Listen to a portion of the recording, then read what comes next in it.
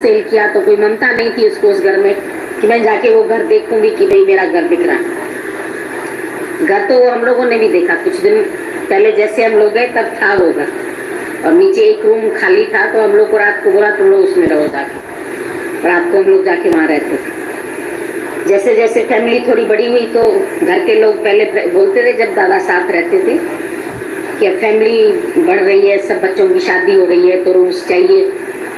तो बोला अच्छा मेरा रूम ले लो। खुद बालकनी में सो गया।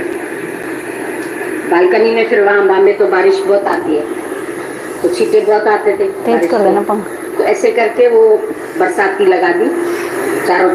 बोला मैं बहुत अच्छे से सोता हूँ, बहुत बढ़िया हवा आती है, आराम से इसी में जाए। अपने लिए जैसे कुछ मेरी कोई इच्छा एक पैसे की भी किसी में नहीं है। कोई मेरा कहना माने ये भी मेरे अंदर इच्छा नहीं है। दिन भर निकल जाता था निष्काम कार्य के लिए, सुबह से रात हो जाती थी। कभी कभी जहाँ से लौटते थे प्रेमी कुछ खिला देते थे या कुछ ऐसा होता था तो घर आके खाना भी जैसे नहीं खाया। तो एक बहू ने एक दिन बोला दादा तुमने खाना नहीं खाया ना, देखो तुम्हारे हिस्से का खाना बच गया। बोला आज से मेरे हिस्से का बनाया ही मत करो,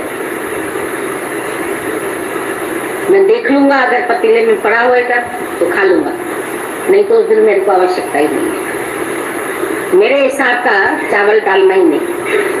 उस दिन से दादा का खाना बनना बंद हो, जरूरत ही नहीं है मेरे को खाने।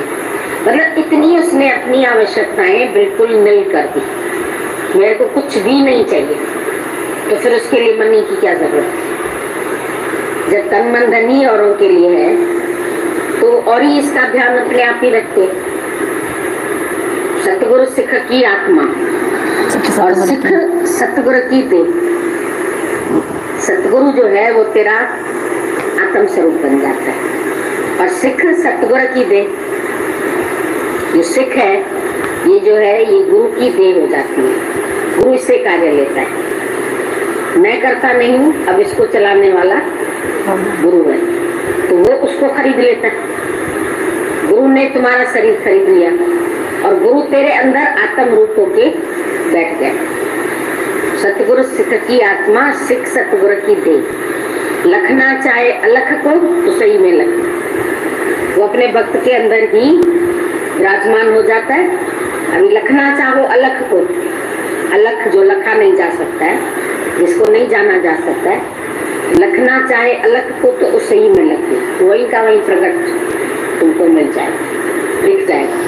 देखना है तो साकार रूप में उसके भक्त के हृदय में देख लो, नहीं तो निराकार भक्त अपने आत्म स्वरूप में देख लेता। सदा बसत हम साथ, मेरे से वो अलग है नहीं, न तुम मुझसे जुदा न मैं तुझसे जुदा।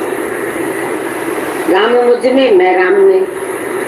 तो जैसे एकाकार भक्ति, अभेद भक्ति, अव्यभिचारी भक्ति योग से हे अर्जुन में मिलता हूँ, ये भक्ति देखी गई। प्रत्यक्ष जो देखना होता है तो इस भक्ति से देखा गया कि कैसे ज्ञानी शरीर में होते हुए शरीर से अलग लगता था। ये वस्त्र है, उसको शरीर के ये टांग जैसे नीचे होती थी, खुद ऊपर नहीं कर सकता था। जब हम लोग समझते थे इतनी देर नीचे है टांग तो उसी पर बैठते थे, तो हम ऐसे उठा के फिर इसको ऊपर रख देते। फिर जब लगता था कि सीधी उतार के फिर नीचे रख। वो नहीं बोलता था अभी टांग थक गई होगी तो ऐसे इसको नीचे करो या इसको ऐसे। हम लोग सब खुद ऐसा देखते थे कि टांग का हिलना भी तुम जानो, शरीर को उठाना है या नाश्ता देना है या खाना देना है या सुलाना है, मेरा काम नहीं। अब हमको सोना है या अब हमको जगना है, अब दवा लेनी है, अब नहीं लेनी है।